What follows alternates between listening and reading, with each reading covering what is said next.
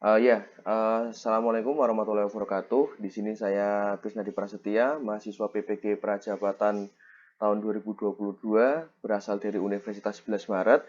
Di sini saya akan memaparkan terkait dengan understanding by design sebagai kerangka kurikulum. Nah, sebenarnya apa itu understanding by design? Menurut Wigus dan McTeish menjelaskan, understanding by design atau UBD merupakan sebuah pendekatan pembelajaran yang meningkatkan pemahaman secara mendalam dan keterlibatan siswa. Desain pembelajaran ini berorientasi dari hasil belajar atau cara berpikir tentang pembelajaran, lalu penilaian dan pengajaran yang menempatkan siswa di tengah proses pembelajaran. Nah, lalu understanding by design ini memiliki 3 tahapan. Yang pertama itu tahapan design result atau hasil yang akhir yang diinginkan. Lalu yang kedua adalah tahap acceptable evidence atau bukti penilaian. Lalu yang ketiga adalah planning plan atau rencana pembelajaran. Nah, di tahap yang pertama atau hasil yang diinginkan ini, yaitu ada 3 tahapan, yaitu establish goal atau tujuan utama. Nah, maksudnya di sini adalah peserta didik mampu membuat teks yang dimana guru menentukan tujuan utama dari sebuah pembelajaran. Lalu yang kedua adalah essential question atau pertanyaan utama.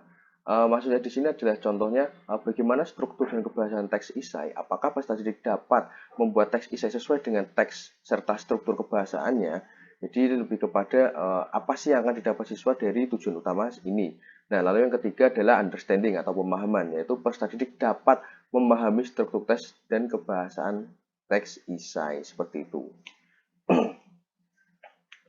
Lalu yang kedua adalah tahap acceptable evidence atau bukti penilaian.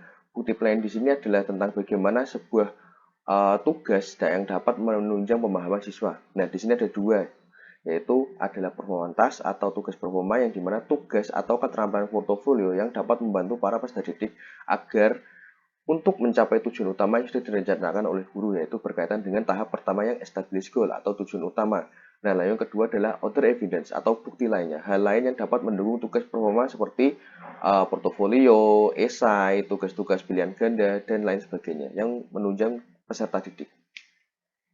Lalu yang terakhir ada tahap ketiga, yaitu rencana pembelajaran. Nah, pada tahap ini yaitu berfokus pada pengalaman belajar dan instruksi yang mempromosikan pemahaman yang diinginkan, pengetahuan dan keterampilan. Lalu yang kedua adalah desain pembelajaran yang dapat memastikan bahwa semua peserta didik terlibat secara maksimal dan efektif untuk memenuhi tujuan. Nah, jadi memang dalam tahap UBD ini sangat unik ya para hadirin sekalian, karena memang tentang bagaimana guru sebelum memulai pembelajaran itu tidak dimulai dari rencana pembelajaran, tapi lebih kepada menentukan hasil akhir terlebih dahulu yang kemudian diteruskan kepada tugas-tugas yang dibuat. Setelah itu baru RPP yang disusun. Jadi jika pada umumnya RPP yang disusun lalu evaluasi atau tugas, lalu setelah itu tujuan, yang ini adalah tujuan terlebih dahulu, setelah itu diteruskan kepada tugas yang menunjang pemahaman peserta didik, lalu dilanjutkan kepada rencana pembelajarannya, di mana nanti akan dilaksanakan guru di tengah proses pembelajaran. Ya, sekian dari saya, Krisnadi Prasetya. Apabila ada kurang lebihnya, saya mohon maaf. Apabila ada pertanyaan, silahkan ditanyakan. Apabila ada koreksi, silahkan ditambahkan. Terima kasih. Wassalamualaikum warahmatullahi wabarakatuh.